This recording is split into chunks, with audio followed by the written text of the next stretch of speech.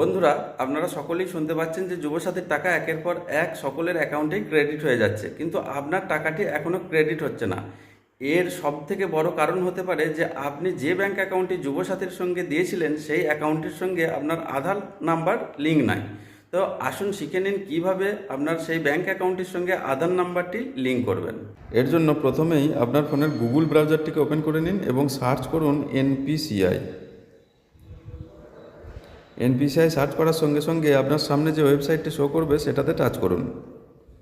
এরপরে ওপরের বাঁ দিকে 3 ডটে টাচ করুন।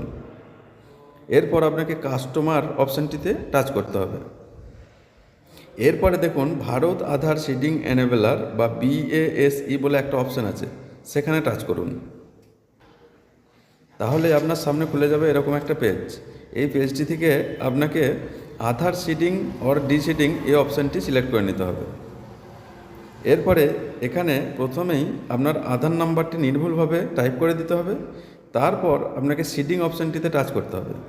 এরপর এখান থেকে আপনার ব্যাংকটিকে সিলেক্ট করে নিতে হবে। আপনার ব্যাংকটি সিলেক্ট করে নেওয়ার পর আপনাকে ফ্রেশ সিডিংয়ে টাচ করতে হবে। এরপর আপনার অ্যাকাউন্ট নাম্বারটি সঠিকভাবে টাইপ করে দিতে হবে এবং দ্বিতীয় ঘরটিতে সেম অ্যাকাউন্ট নাম্বারটি টাইপ করে দিতে হবে। এরপর চেক বক্সটিতে টিকচিহ্ন দিয়ে একটু নিচের দিকে গিয়ে পেয়ে যাবেন ক্যাপচা কোড। এই ক্যাপচা কোডটিকে সঠিকভাবে টাইপ করে সাবমিট করতে হবে।